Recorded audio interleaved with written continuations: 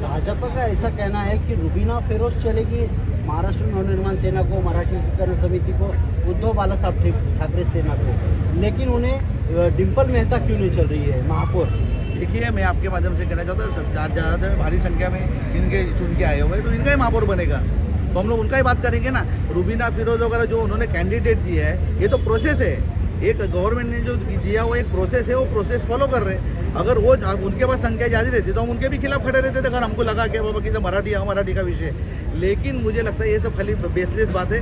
अभी मेहता साहब को क्या मालूम पड़ा है कि किधर ना किधर गलती हुई है, तो अभी उसको कम से कम उसको अभी बस कुछ ना कुछ चुना लगाने का काम पब्लिक के सामने। आणि भाजपवाल्यांनी सांगितलं की आपल्याला डिम्पल मेहता चालत नाही, रुबीना शेख चालते का?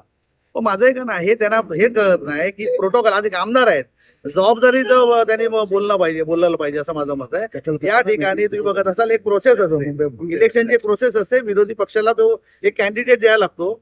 जर तो निवडून येणार असेल का त्याच्याकडे संख्या जास्त असतील, नक्कीच आम्ही 100% विरोध केला असता। म्हणजे एक मिनिट, आपण रुबीना फिरोज शेखचा पण विरोध केला असता, जर मराठी असताना सुद्धा तिचा आपण विरोध केला असता, म्हणजे म्हणून का? मुस्लिम म्हणून नाही, लक्षात विरोध त्याचा माझं आहे का कसं असतं माहितीये, बघा तुम्हाला मी जसं गोवर्धन देशमुख बोलले काल की बाबा गिलबर्ट पेंडॉनचं हेच हे आहे गाव, बरोबर आहे। आज मुजफ्फर सोलापूरचे आहेत, रुबीना फिरोज कुठले ते मला माहिती नाही, बरं ती महाराष्ट्र। आपल्या माहितीसाठी सांगतो, रुबीना शेख मूळची महाराष्ट्रीयन आहे, तिची आई उपमहापौर सोलापूर महानगरपालिकेमध्ये आलेली आहे, तरी सुद्धा आपण त्याचा विरोध करताय। माझं एका ते सांगतो, ती मला तिचं काय बॅकग्राऊंड माहिती नव्हतं, पण मी तिचं मराठी असेल तर तिला आम्ही समर्थन दिलं असतं। आणि जेणेकरून आता ह्याने जे केलंय ना, माझं आहे का, तिथे कुठे आज तुम्हाला माहिती भाषावाद कुठे इथे चालू झाला, मीरा भाईंदर मध्ये, हा नरेंद्र मेहतानी चालू केला, लक्षात घ्या।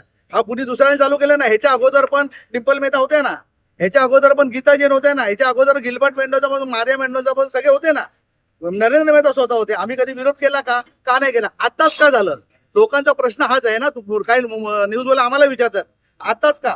त्याचं कारण असं आहे की गेल्या मारवाड्याला जे मारण झालेली, त्या मारांमध्ये विषय संपलेला, पण आग मध्ये तेल टाकण्याचं काम हे नरेंद्र मेहता त्यांचे सहकार्याने केलेलं, लक्षात घ्या। तिथपासून हा सुरुवात झालेली आहे, मराठी महापौर बनायला पाहिजे त्या उद्देशाने। कारण हे नाकावर टेचून आमच्या हे करत असतील, आम्ही खपून घेतलं जाणार नाही तुमच्या माध्यमातून।